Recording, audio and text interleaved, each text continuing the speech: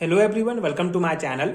आज हम इस वीडियो में DDT dichloro diphenyl trichloro ethane topic के बारे में डिस्कस करेंगे, जो एरोमेटिक हाइड्रोकार्बन यूनिट का एक इंपॉर्टेंट टॉपिक है। बहुत ही सिंपल सा कॉन्सेप्ट है, सिंपल से इसका नोट्स है, इसको हम डिस्कस करेंगे। कभी कभी शॉर्ट टाइप क्वेश्चंस में पूछे जाते हैं व्हाट इज डीडीटी करके, तो इसके जो इंपॉर्टेंट बेसिक पॉइंट्स हैं, जो इसका बेसिक रिएक्शन है, उसको हम डिटेल में डिस्कस करेंगे। सो डीडीटी, इसका full form dichloro diphenyl trichloro ethane होता है। It's full name is P dichloro diphenyl trichloroethane. If chlorobenzene is reacted with chloral in the presence of concentrate H2SO4 then DDT is formed. ठीक है, इसका simple सा reaction है। जब chloral को chlorobenzene के साथ कॉन्सेंट्रेट H2SO4 की उपस्थिति में रिएक्शन कराया जाता है तो हमको DDT प्राप्त होता है। ये सिंपल सा इसका रिएक्शन है और इसका फुल नेम आपको याद रखना होगा, डाइक्लोरो डाइफिनाइल ट्राइक्लोरोइथेन। ठीक है, तो बेसिकली DDT क्या है? एक इंसेक्टिसाइड है, एक कीटनाशक है, जिसको पहली बार सन 1939 में मलेरिया और टाइफस जैसे बीमारियों को फैलाने वाले मच्छरों और कीटों को मारने के लिए इस्तेमाल किया गया था। ठीक है, तो डीडीटी क्या है? एक कीटनाशक है, जिसको जो है सबसे पहले 1939 में खोजा गया था। ठीक है, 1939 में सबसे पहले इस्तेमाल किया गया था।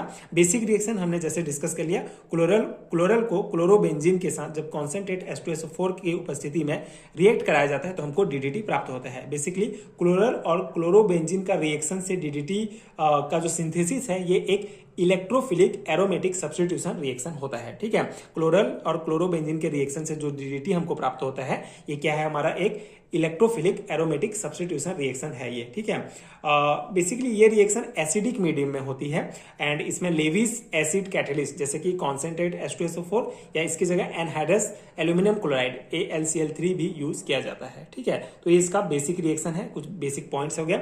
अब इसका मैकेनिज्म अगर हम समझें तो यहाँ पे मैकेनिज्म में क्या होता है? सबसे पहला जो पॉइंट है हमारा, वो है क्लोरल का एक्टिवेशन। ठीक है, पहले स्टेप में क्या होगा? ये जो क्लोरल हम यूज कर रहे हैं, इसका एक्टिवेशन होता है। क्लोरल का जो कार्बोनाइल ग्रुप है वो एसिडिक मीडियम में, ठीक है, जो हम कॉन्सेंट्रेट H2SO4 या फिर एल्यूमिनियम क्लोराइड जो यूज कर रहे हैं, उसकी उपस्थिति में प्रोटोनेटेड हो जाता है, जिससे कार्बोनाइल कार्बन और भी इलेक्ट्रोफिलिक बन जाता है। ठीक है, जैसे अगर हम क्लोरल का अगर हम फॉर्मूला देखें तो ये हमारा CCl3 CHO है, CHO। ठीक है, जब ये प्रोटोनेटेड हो जाता है, ठीक है, ये एसिडिक हमारे जो हम यूज कर रहे हैं, कैटलिस्ट जो हम यूज कर रहे हैं, इसकी उपस्थिति में क्या हो जाता है? ये प्रोटोनेटेड हो जाता है। जैसे H2SO4 या एल्यूमिनियम क्लोराइड जो हम यूज कर रहे हैं, लेविस एसिड कैटलिस्ट जो यूज कर रहे हैं, उसकी उपस्थिति में ये प्रोटोनेटेड होगा, मतलब एक H+ इसमें जुड़ेगा, तो फिर क्या हो जाता है?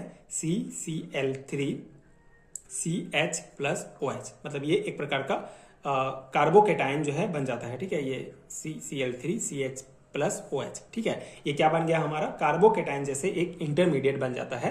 फिर नेक्स्ट स्टेप में क्या होगा? ये जो क्लोरोबेंजीन अब देख रहे हैं, क्लोरोबेंजीन के रिंग पर क्लोरीन ग्रुप होता है, जो इलेक्ट्रॉन विड्रॉइंग ग्रुप होता है। ठीक है, बट ऑर्थो पैरा डायरेक्टिंग भी होता है, इसलिए क्लोरोबेंजीन का रिंग कार्बोकेटाइन जो हमारा बना हुआ है, ठीक है, क्लोरल के एक्टिवेशन से उस पर अटैक करता है। फिर इलेक्ट्रोफिलिक सब्स्टिट्यूशन रिएक्शन होगा, इलेक्ट्रोफिलिक एरोमेटिक सब्स्टिट्यूशन रिएक्शन होता है, फिर हमारा डीडीटी प्राप्त होता है। ठीक है, मतलब मेन जो है इसमें वाटर मॉलिक्यूल बाहर निकल जाएगा, एक वाटर मॉलिक्यूल एलिमिनेट होता है और फिर हमको फाइनल प्रोडक्ट के रूप में डीडीटी प्राप्त होता है। तो सिंपल से इसका मैकेनिज्म है, क्लोरल का एक्टिवेशन होगा, जिससे एक कार्बोकेटाइन का फॉर्मेशन होगा।